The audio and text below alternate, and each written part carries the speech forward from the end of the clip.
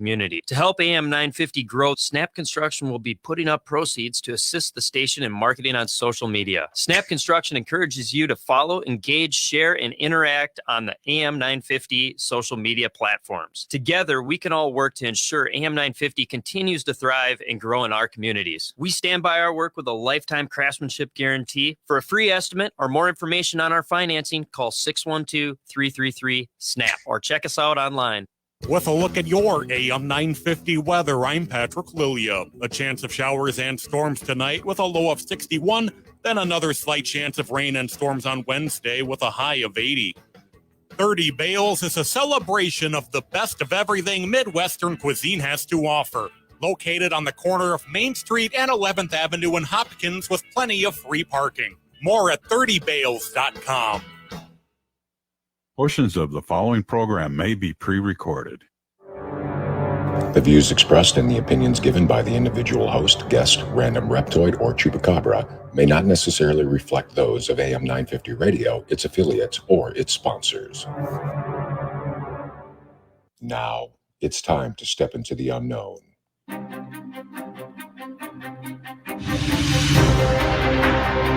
There are things people experience but never talk about.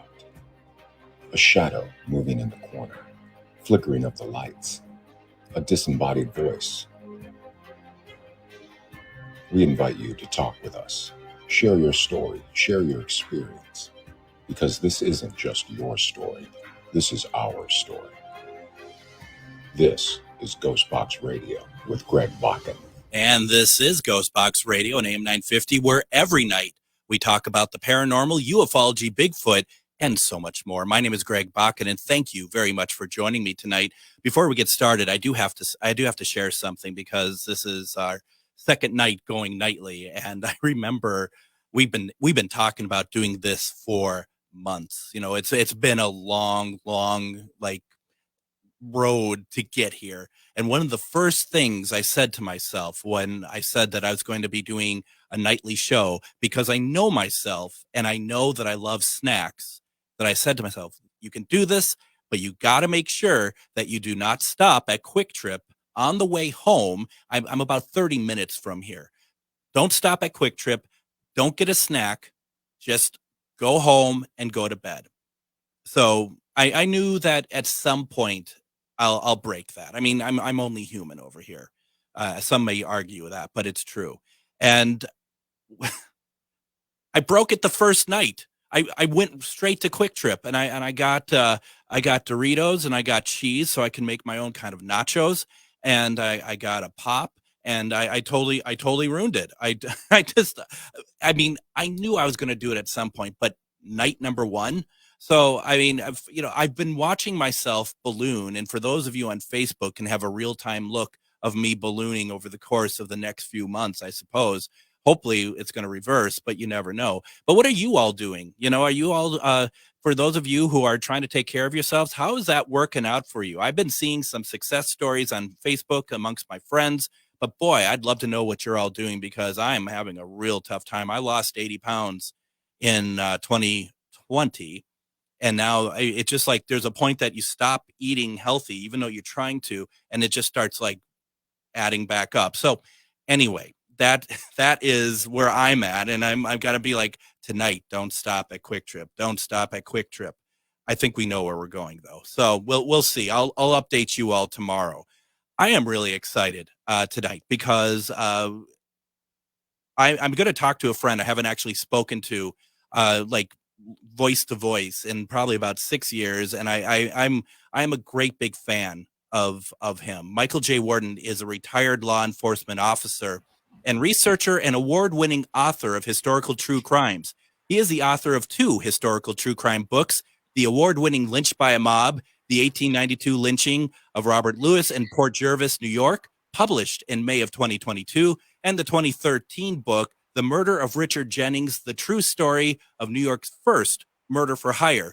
During his 22 years in law enforcement, Michael served in the ranks of patrolman, detective, and sergeant. During his tenure as detective, Michael investigated major crimes, including 4 homicide investigations. He received training in crime scene photography, crime scene processing, and evidence collection. Michael has been specialized training in death investigations for vulnerable populations, including children and elderly adults. Michael approaches the genre of true crime from a unique perspective and presents a complete story of the crimes and aftermath, as well as the stories of the people involved. His books are well researched and historically relevant to historians and researchers, as well as written in a style that makes them accessible to anyone interested in history and true crime. Michael, welcome to Ghostbox Radio. Greg, thank you for having me back. I was very excited when we scheduled this because, like you said, we keep in touch on social media, but nothing like talking face to face or voice to voice like this. So. Well, and last time I talked to you, you weren't the big shot that you are now. I mean, go stop it. You do. Oh, not me. Yeah. Nope. Okay. When we last spoke, you were not on television, which you have been now. You were part of, and what was that? Haunted hotels, paranormal hotels. What was that? Hotel Paranormal. I'm getting there. Yeah. Yep. And so you were not like on a segment. You were a regular contributor to the show, right? Yeah, I was a contributor in every episode for both seasons that were recorded. That's cool. And I was so excited. But then the last time I spoke to you, I think that's when you were starting your UFO podcast at that point. Yes, and we're still doing that. My friend and good researcher friend, Linda Zimmerman, we still do that on a monthly basis. It's a lot of fun. Get to explore some interesting topics, a little bit off of what I would normally be looking into when it comes to, true crime. But it's still, nonetheless, it involves research, which I love. Well, and that's just it, right? We're not even talking about the book aspects, right? We're talking about your bio. First of all, thank you for your service that you provided us. Even though I'm not in the same city as you are, but you had, since we last spoke, you had retired, right? Yes, June of 2021, I retired after 22 years of service. That's incredible. Congratulations. Thank you. And just the wealth of knowledge that, we could spend easily an hour on each of the things that we were talking about in your bio, from your evidence collection to crime scene processing and crime scene photography. And all of that has to be extraordinarily helpful when you're looking and doing the research into these books. Absolutely. And before I even get into that, I just want to tell you about your midnight snacking. Yeah. The last 5 years of my career, I was the overnight sergeant by choice, by the way. Sure. I had picked the shifts. I wanted nights. And in the nice weather, there was nothing worse than being on the road and having to go to like the local convenience store and getting peanut butter cups, Doritos, and of course, sticking peanut butter cups in the air conditioning vent on a nice midnight shift and getting them nice and cold. Mm-hmm. I feel your pain. Oh my God. I could feel my pain when I try to put pants on, they don't fit. That happened to me. and this is way too much information. And for those tuning in for paranormal, this is kind of paranormal, I guess, kind of moving on to the elastic, shorts and stuff at the moment. It's embarrassing, quite frankly, but yeah, that's just it. And I suppose, did you have to kind of keep track of all that though, when you were, when you're still a detective? Because I'm assuming that they want you to be in some kind of decent shape. I was much better as a detective. I kept myself a little bit thinner, and then I got promoted to sergeant, and it just, didn't have to wear suits anymore. Those suits got very tight. Yeah. I actually lost a lot of weight recently, and I can fit back into them, thankfully. But I was going to say, you look really good. I was going to say, yeah, you've really, and that's the journey though, isn't it? It's like, yeah, yes. It's really tough to do it, but once you get there, it's incredible. Now I got to ask you, do you have any like fears of gaining it back? And I ask it that way because when I did lose the 80 pounds, I would have dreams that I was as big basically as I am now, and be like, oh my gosh, in the dreams, it's like the nightmare is like, my gosh, I have all this weight back on me again. Everything I just did is for naught. I do have those dreams, and the way I really lost most of the weight was I cut out the junk, especially candy, sugary stuff, because I have no willpower, no self-control. No. If I have a bag of Oreos a serving size is like 2 Oreos. I could eat a sleeve of Oreos in a sitting. Oh yeah, no. So yeah, no. I'm okay as long as I don't start. I can look at a piece of nice chocolate cake and not want it. I can't take a bite because if I take one bite, forget it. The piece is gone within 30 seconds and I'm on my second or third. So I know if I stay away from it, I'm okay. So, and I promise we're going to get to your book at some point. But the thing is too, it's like what's cruel about this situation. I choose my words very carefully. Cruel is that it's like I pass all these convenience stores and stuff on the freeway coming back home. That's not a big deal. But I take my exit in the roundabout, and there is the Quick Trip. So, it's like, it's basically begging me to go in there. I mean, right. It's like a siren. I think in the legal system, we would call that coercion. Yeah. You're being coerced. This isn't your fault. I'm telling you. And no, it's not my fault. None of it's my fault. It's entrapment. The fact that I can also eat a sleeve of Oreos, it's not my fault. All right, let's do this. Since I wasted a segment talking about my dietary habits, why don't we do this? And let's take our first break. And when we come back, we're going to get into Michael's book. We're going to have a great conversation tonight. Plus, we want your comments, too. You're listening to Ghostbox Radio on AM 950.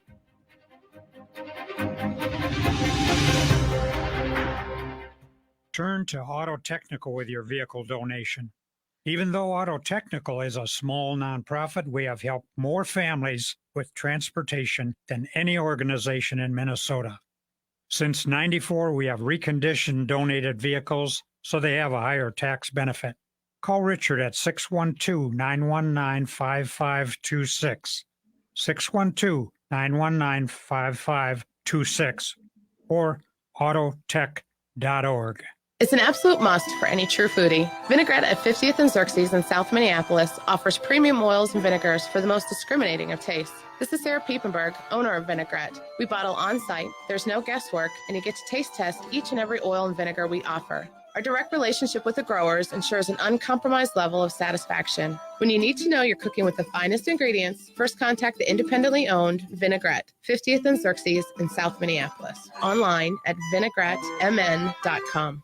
Why must the world be so cold? They've gone against what was told. Thinking rape is cool? Think about it. They think it's not wrong. Violence against women, the rape, the abuse, the emotional, physical, they all hold the hate. Think about it. Is it right or wrong?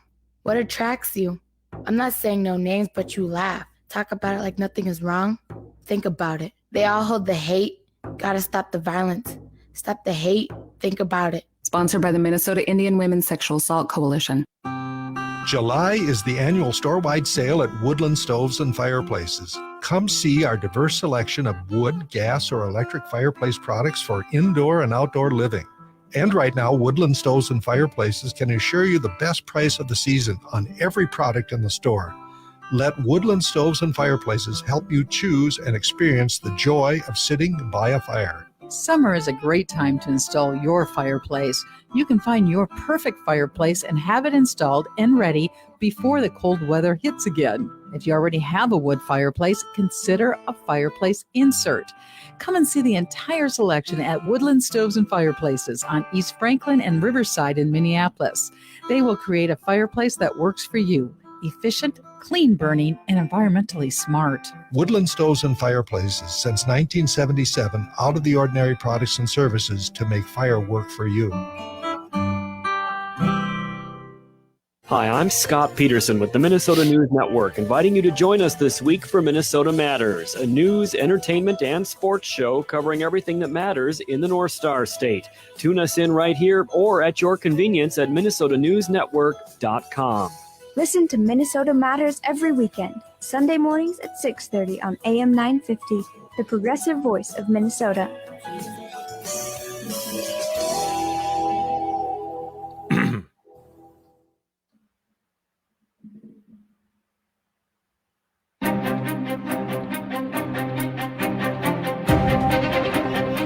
And welcome back to Ghostbox Radio on AM 950. My name is Greg Bach, and thank you so very much for joining me today. We have my guest, author Michael J. Warden, and we're talking about his book this hour, Lynched by a Mob, the 1892 lynching Robert Lewis in Port Jervis, New York. You know, Michael, I guess the question I want to start with is, can we get a little bit of background of what this book is about, please? Yeah, so this book is about a pretty dark part of the history in the city I grew up in, Port Jervis. And in 1892, June 2nd, a mob basically seized a local African-American man named Robert Lewis from the police before they could even get him into the jail. And they dragged him about a quarter of a mile through the streets, beating him until they hanged him not once but twice from a tree. He had been accused of sexually assaulting a local popular white female, and the crowd was going to exact their revenge. Now, there was a big push to try to save him at the time. People did intervene, but they couldn't outwin the mob. And ultimately, no one's held accountable, even though credible witnesses do testify. So it's a very shameful story, but one that needed to be told because it's the only lynching in the state of New York outside of 1863. So this lynching that took place, 131 years ago, mm-hmm. They don't know. No one's being held. You said no one's being held accountable for it. Right. No one was ever indicted for murder. No one was ever put on trial for any of the crimes committed against him that evening. So it's technically an unsolved homicide in the city of Port Jervis. So immediately, and forgive me, I mean, I don't think that this is the case per se, but is there people working on the inside protecting other people from allowing them not to be indicted then? Oh, definitely. Definitely. You know, Port Jervis is a very small, tight-knit community. It still today it is, but more so, you know, in 1892, 131 years ago. And the people that were involved in the mob, these weren't the ruffians, the railroaders, the drunken out-of-towners that the newspapers would have liked people to think. These were prominent citizens. You know, these were business owners. They were lawyers. They were potentially former police officers. They were doctors. So, you know, we had a couple of really good witnesses come forward who didn't care, but there was definitely some intimidation, some fear, and, you know, whether it was implied or explicit, that definitely played a role. What about through your research, even now, do you feel, and maybe this is just crazy talk, but did you feel any resistance from anybody in Port Jervis that didn't want this to be drug up again? You know, during most of the research, I didn't really run into any resistance, but I also wasn't out there in the public advertising what I was doing. It was known by, you know, people that knew me, but after the book was released locally on Facebook, especially, there were some comments about, you know, oh, it's 130 years ago. Why now? Why can't we let the history just die? Why are we bringing this up again? It's, you know, one person even wrote, oh, 130 years ago. Why are we bringing this up? Oh, that's right. Let's write a book and get rich. And I actually responded to that one and said, listen, if you know how to get rich off of a history book, please tell me how, because I'm in the hole right now on the research end.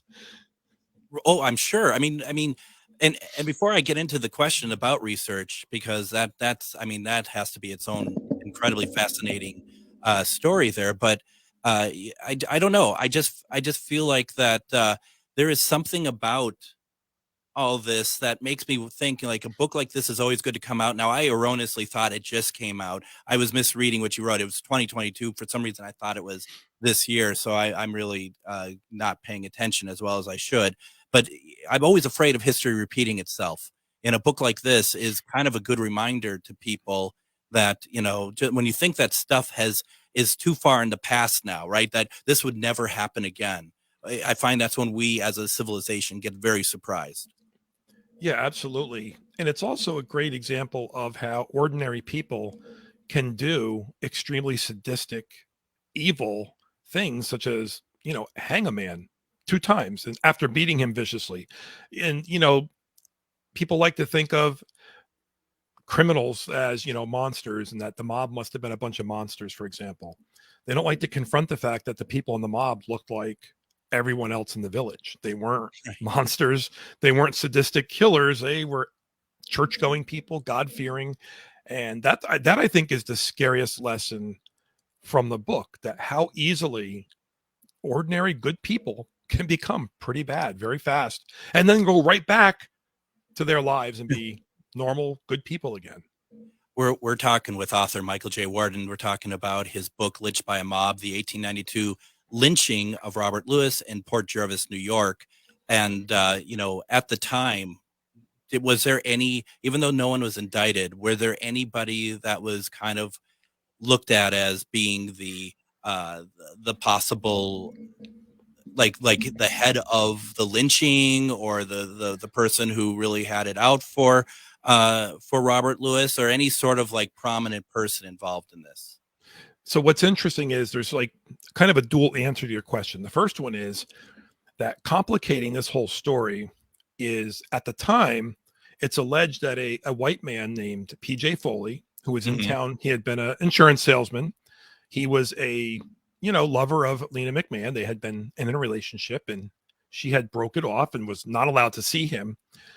Well, the allegation was that he had set up Robert Lewis to assault Lena McMahon. In fact, Lewis confessed that to his captors when he was arrested by civilians, that he had been put up to it, and said, basically, she likes it rough, so she'll just play along. So almost like maybe he wasn't told to assault her versus, she's game to, get busy here, but you're going to have to pretend that she might fight. So immediately the community focused on PJ Foley. He gets arrested, and in a big, blackmail hearings are held. There are people named as being also central to the lynching. One of them being a local law student named Raymond Carr, whose father is an extremely well-off, well-respected attorney in the city, the village at the time. And, it's him who, underneath the tree, there's a big standoff, and there's actually a moment where it looks like they might save him. And he's alleged to have uttered the final incendiary words that caused him to be hanged the second time and die. So it's a very, very complicated answer, because so much more was going on at the time. Clearly time itself had to make it difficult for you to kind of untangle any sort of this mess, right? Because there's so many people involved. Yes. No official records locally could be found. So, for example, the coroner's inquest by law should have had a transcript made. That's what the law required. Now, did they have one? I don't know. I couldn't find one. I couldn't find one at the county clerk's office where it should have been filed. So in that case, I had to reconstruct the entire coroner's inquest from testimony that had been quoted in the local newspapers. So I had to basically take multiple newspaper sources and go witness by witness and compare everything that was said in each newspaper, and then do that for every witness, keeping track of every source, by the way. So if they said it in, say, for example, the Evening Gazette, I had to make sure that that sentence or paragraph was specifically attributed to the Evening Gazette, because it might have been written differently in the next page, the Tri-State Union, for example. So it was maddening. Oh, I'm sure. How many newspapers was around at that point in that area? So in Port Jervis, there was the dailies, the Evening Gazette, and the Port Jervis Union, and then there was a weekly, the Tri-State Union.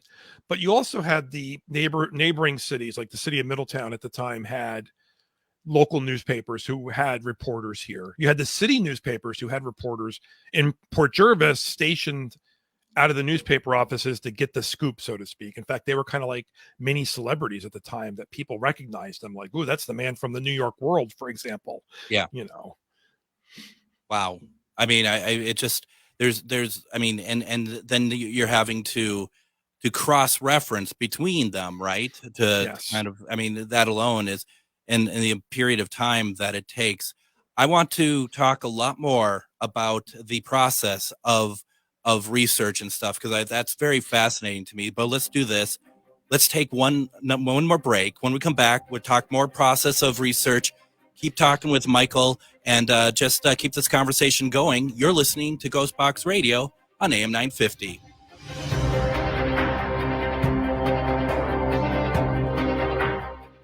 Hey, it's Tom. Fossil fuels continue to have negative impacts on our environment. Luckily, there are more ways now than ever to use renewable energy in your home or business. All Energy Solar offers smart energy solutions like custom solar paneling, electric vehicle chargers, and energy storage. Solar panel systems can last for decades, meaning you can help the environment and cut back on electric bills for years to come. There are incentives and rebates available to most people who install solar energy, too. Last year, the federal solar tax credit increased to a 30% tax credit. This incentive can be used in combination with other incentives from your utility, county, or city. But don't delay or miss out, as many of these incentives are limited to only a certain number of people. So have a professional from All Energy Solar help you discover how solar can power up your property while saving on your energy costs. Call 800-620-3370 or visit allenergysolar.com.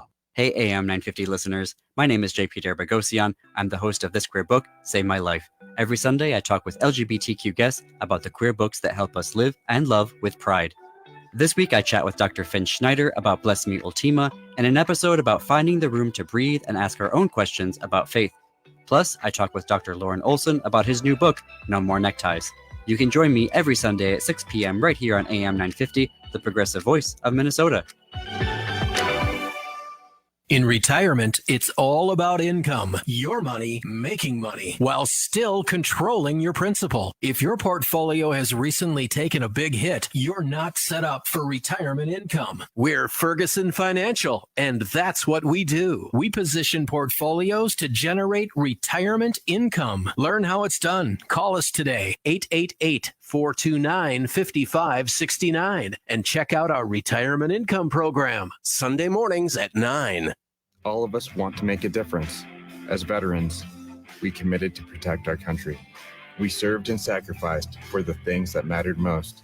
Those experiences shaped our lives. Now we're husbands, wives, parents, and friends. And sometimes we forget that the biggest challenge can be asking for support. The Veterans Crisis Line is here for veterans. Dial 1-800-273-8255 and press 1. It matters. Hi, I'm Kelly Kirk. I'm Chad Larson. And I'm Joe Kirk. Your hosts for Searching for Service. Tune in to Rotary's influential show and podcast, sharing touching stories of service locally and abroad. We bring you weekly guests that connect, inform, and inspire our listeners on all things service. We highlight diverse service opportunities that appeal to both Rotarians and people driven to serve in their communities. Tune in Sundays at 3 p.m. or anytime via podcast. It's time to stop searching and start serving. With a look at your AM 950 weather, I'm Patrick Lilia. A chance of showers and storms tonight with a low of 61, then another slight chance of rain and storms on Wednesday with a high of 80. If you've been waiting to replace those appliances, don't miss Warner Stellian's lowest prices of the season. Score instant savings, then up to 10% off, and a bonus for each additional appliance you buy. Put us to the test at warnerstellian.com. This is AM 950, the progressive voice of Minnesota.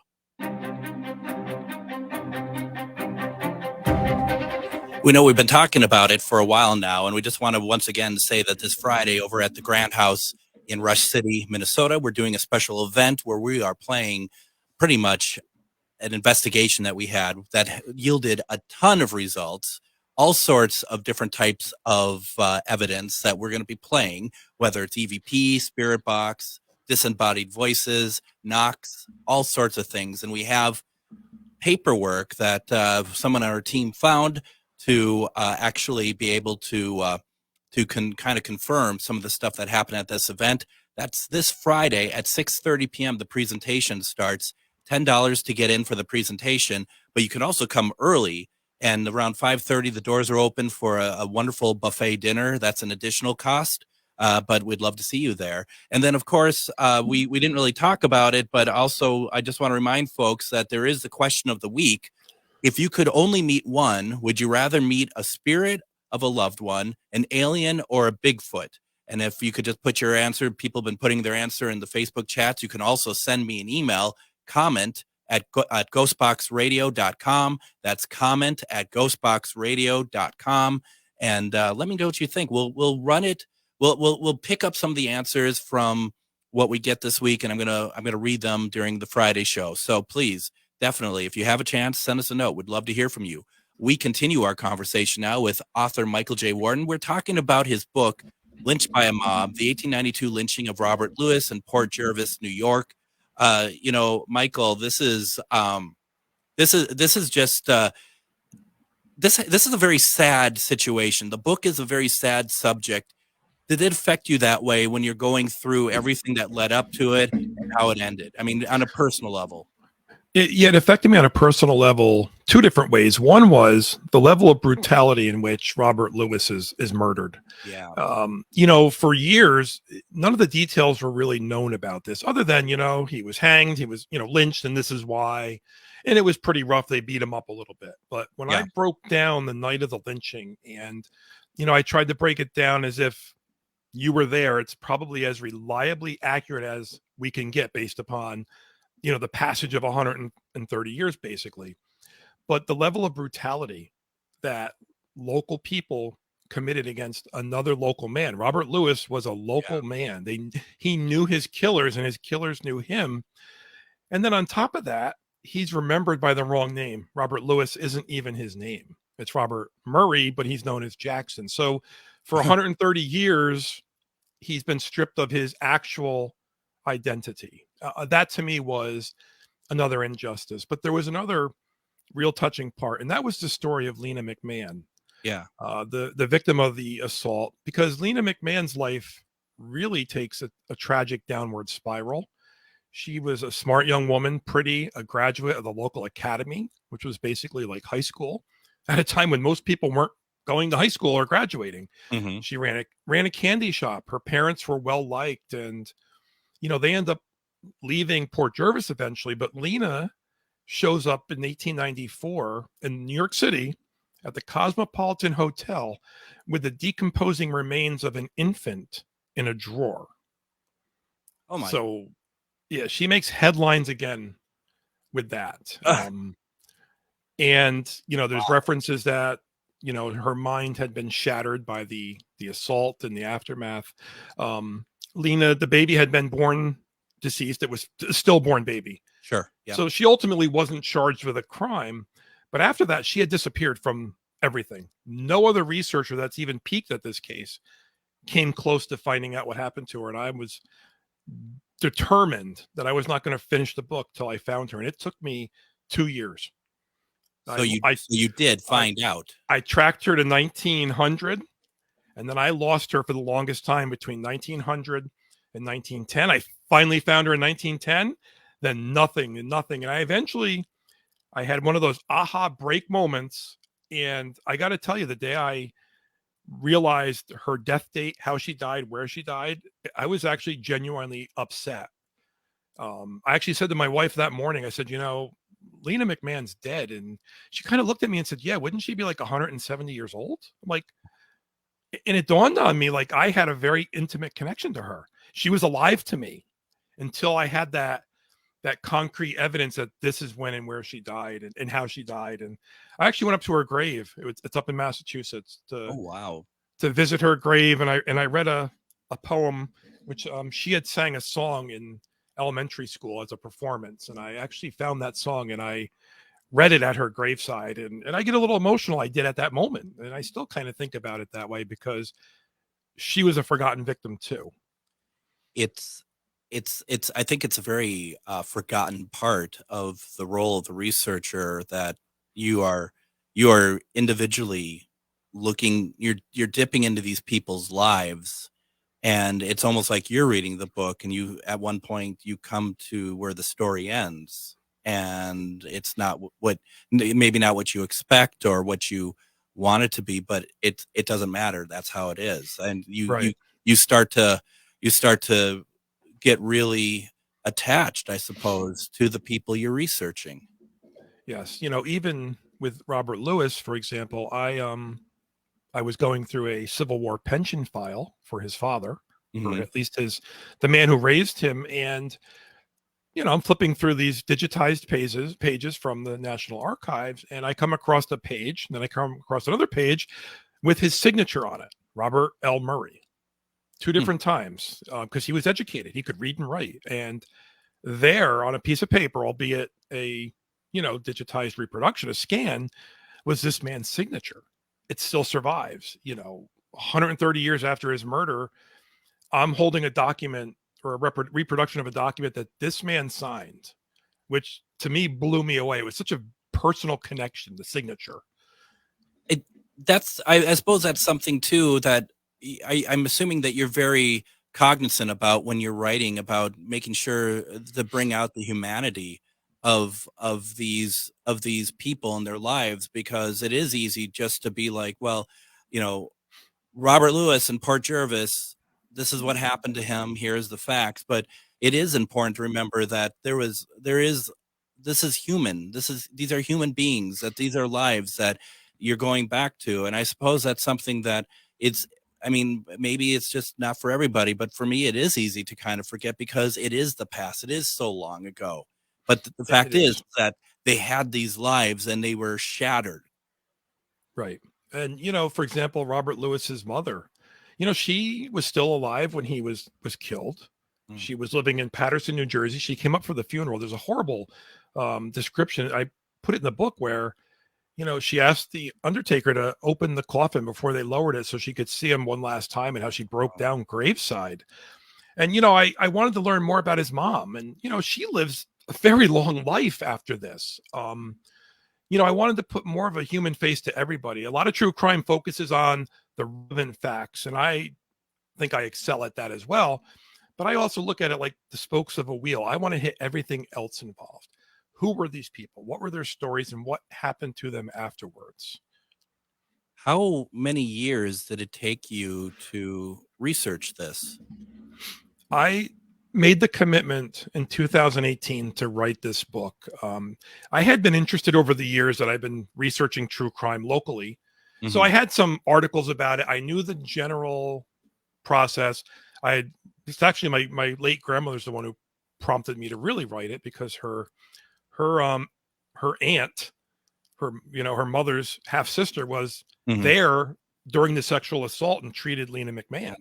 Okay. So I had heard this growing up, but in 2018, my grandmother basically told me I should write a book about it because I would do a great job. Mm-hmm. So 2018 is when I said, okay. And I delved into the research, and COVID hit 2020, 21 slowed things down dramatically. Places were closed. You couldn't get copies from the National Archives. In fact, I actually got an order I put in 2020. I just got it about 3 weeks ago, fulfilled for a pension file. Yeah. Thank God there was nothing relevant in it that I could have been like, oh my gosh, groundbreaking. I could find. But fortunately, a lot of places operated with one person, and they were great. I would call them, I would email them, and people would scan documents. They were emailing things. Newspapers, I'd be like, I really need this newspaper, and they're like, well, I can't send you the microfilm because we're not doing that, but I'll get the page and I'll scan it and make sure I get it to you. I mean, these people were wonderful. They didn't have to go out of their way, but they did. So, I am so appreciative to so many people whose names I didn't even get sometimes. Wow. So it could have been done quicker. And I'm very stubborn. Yeah. When like for Lena McMahon, for example, I wasn't writing it till I had her. I had that information, and I wasn't going to do it. I wasn't going to budge. Do you see that as like a personal promise to her? I do, in a way, maybe subliminally. Yeah. That was one of my commitments when I set my goals to writing the book. That was one of them. I wanted to tell her story and what happened to her. And to me, not telling that left the book incomplete. And just the fact you went to her grave, it tells that you wanted to celebrate her life in a sense, to pay tribute. Mm-hmm. I mean, that says something, because that's more than just trying to get the facts in the book. That's I really appreciate that. That's really interesting. Yeah, that to me, it's, some researchers don't get involved in any personal level. Whereas I look at it like that's an important part of telling the story. I'm not allowing it to sway my opinion, but it's remembering that Lena McMahon was a young woman with a very promising future who had that stolen from her. and died very tragically, very young. Telling her story is important. Finding the graves of people involved, people that either tried to stop it, maybe some of the people alleged to have done it. To me, again, it's important. Trying to find where Robert Lewis is buried. His grave location specifically is no one knows exactly where it is. I've been able to put a circle on the map where I think it is based upon my research, but I can't put in X marks the spot. That's interesting. Now, with all the research that you've done, and I'm sure that you overdid it, I'm sure, for the book, what kind of percentage has been left out just because it may not be relevant, or it just doesn't fit into the volume that you created? There was probably, I would say I ended up cutting out 15 to 20% of research I did, maybe a little bit more. Yeah. A lot of photographs had to be removed because, I wrote the book in chapters out of order. I didn't know what chapter. I had no idea how the book would be ordered. So I wrote it all over the place. And, my friend Linda Zimmerman, who is my paranormal investigator and great friend, I would talk to her. She'd be like, how many pages are you thinking? I'm like, probably like 120, 200. And she'd be like, okay, that's good. Another good friend at the local historical society, Nancy, who's the executive director, same thing. I was very close with her working on this project. She was a great resource. How many pages do you think? 125. Well, between the text, the actual chapters, the bibliography, the end notes, and everything else, it's a 444-page book. It is. And it's fully illustrated too. Yeah. And that is a very good point, that you're making your points with the illustration from and stuff from the time of it all happening. And it's very fascinating that you can find, and very fascinating that you can see all that. Let's do this. Let's go ahead, and we're going to take our final break here. When we come back, we're going to finish our conversation with Michael J. Warden, and we'll take any questions that come in. You're listening to Ghostbox Radio on AM 950.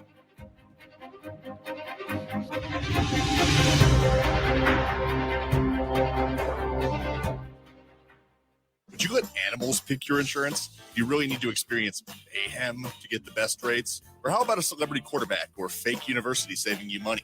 There's a lot of marketing stunts when it comes to insurance, but what you really need is someone looking out for you. Call Array Insurance, and they will work hard to find you the best insurance coverage and rates.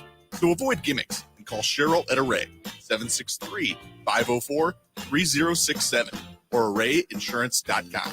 Array Insurance, working hard for you. So when you get to the corner of Smith and Orchard, you're going to want to take a left. Not going to then what you're going to do is turn onto Marcy Marcy and Brad just Avenue broke up, and go past and the first apparently 3 she's lights happy and then about take it. the next left. I don't really Then drive think 5 she's more happy, blocks but and you should be who am there. I to judge, right? Park on the Anyway, right. that's I'll what see I you heard later last tonight. night. It's hard to concentrate on 2 things at once, like texting and driving. Stop the text, stop the wrecks. How will you stop texting and driving? Tell us at stoptextstopwrecks.org. Brought to you by the National Highway Traffic Safety Administration and the Ad Council.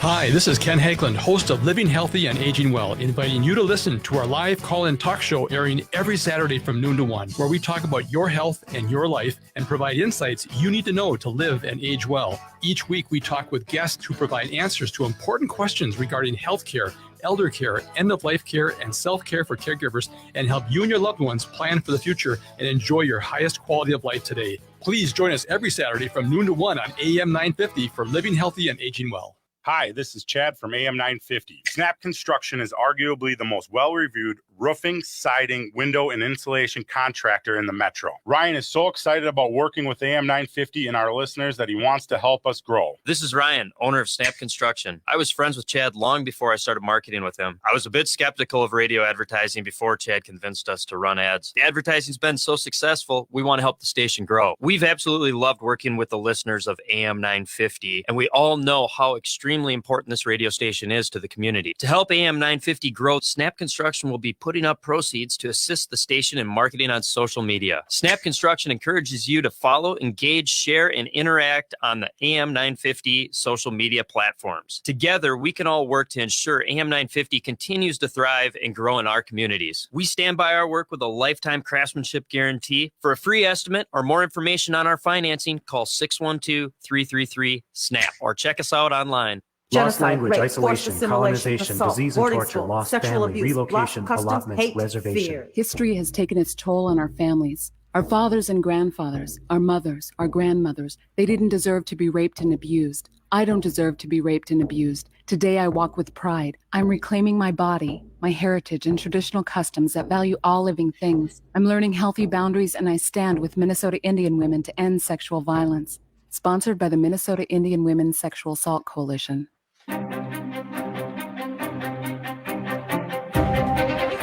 And join us tomorrow as we're going to have on Angie Sturm, who runs the Bell Mansion in Fort Wayne, Indiana. It's one of the things that I want to do on the show is bring some of these haunted locations and the people who run them onto the show to talk about their locations, talk about what's going on there. Because, first of all, I'm a huge fan of architecture and older buildings and that sort of thing.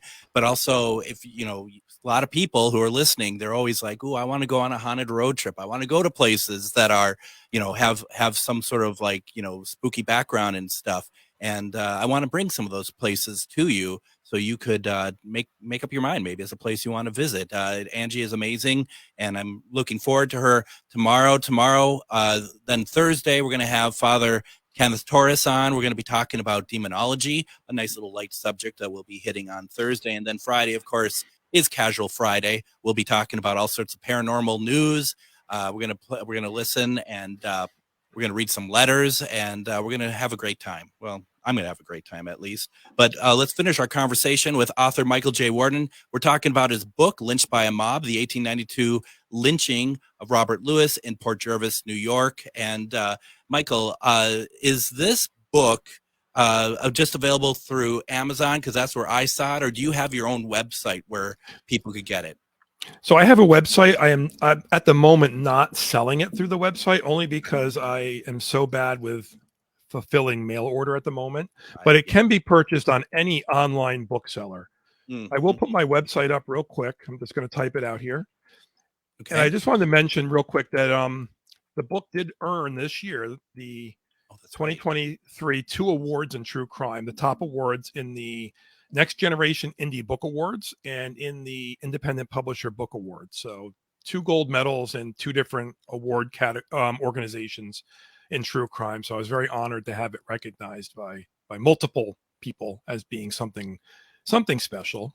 Absolutely. Well, it is. And congratulations on that. That is fantastic news. And I am really happy to see that your hard work is really paying off, because that sort of dedication to that research cannot be easy. And, we have about 6 minutes left before end of the show.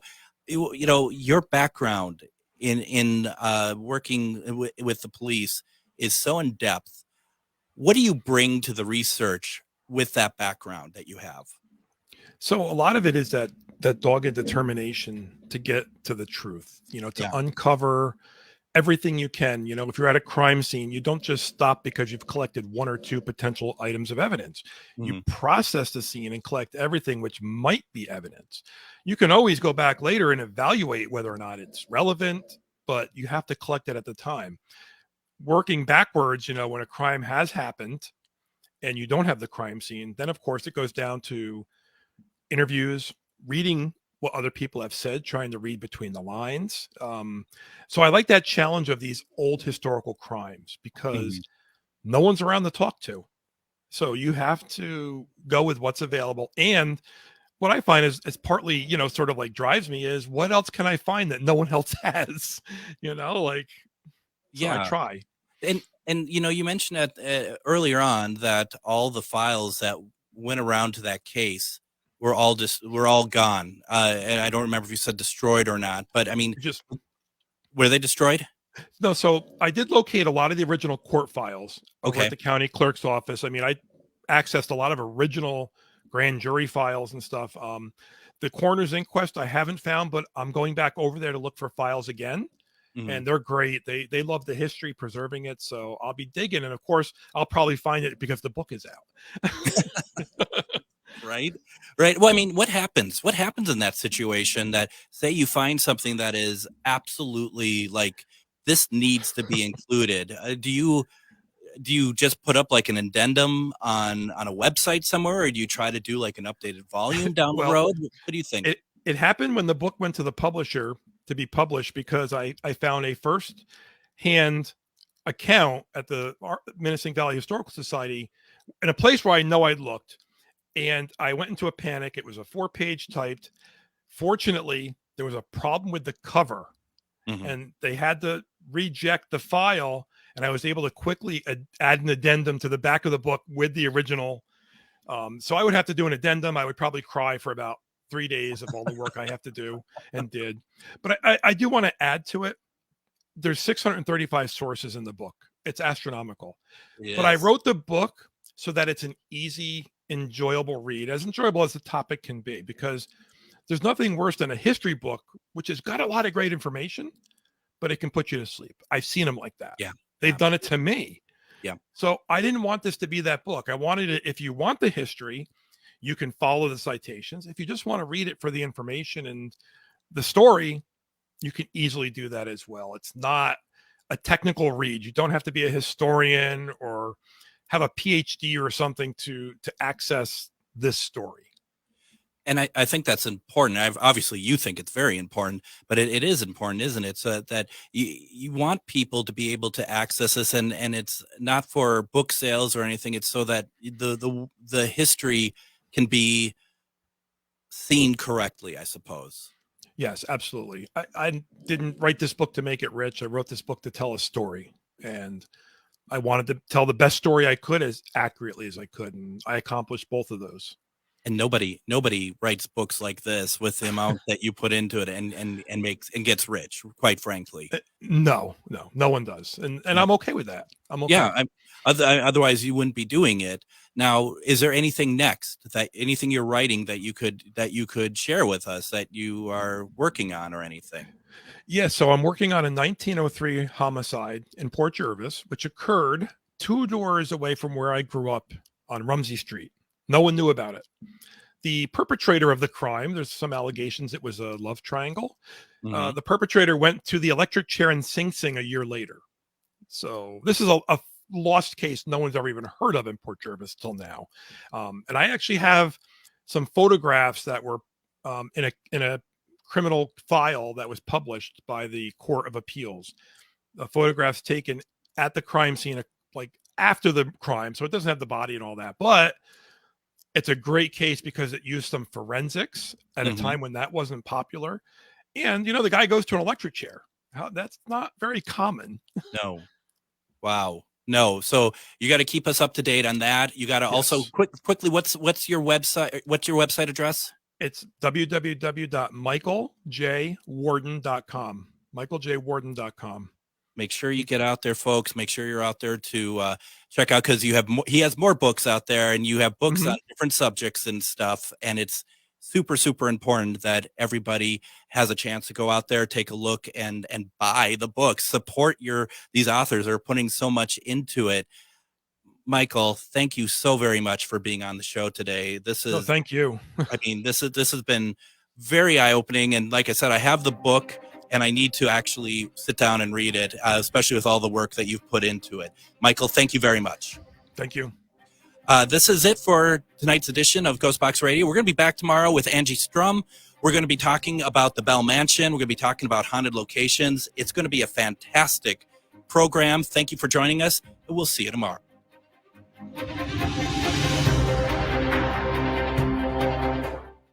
I'm standing up for the middle class. Tom Hartman here on the Progressive Voice of Minnesota, AM 950, KTNF, St. Louis. All right. How was that? That was great. It was fast. Quick question for you. Where is Sauk, Minnesota? S-A-U-K? Well, there's 2 Sauks. There's Sauk Rapids and Sauk Center. Sauk Center, that one. Sauk Center is about, I'm going to say an hour from me. It's it's about an hour and a half north of the Twin Cities, or northwest. You go straight up 94, and that's where like the Palmer House is. Yes, I was going to mention that was one of the hotels we talked about on Hotel Paranormal. Absolutely. I would love to do an event there. Absolutely. Yeah, it's a great place.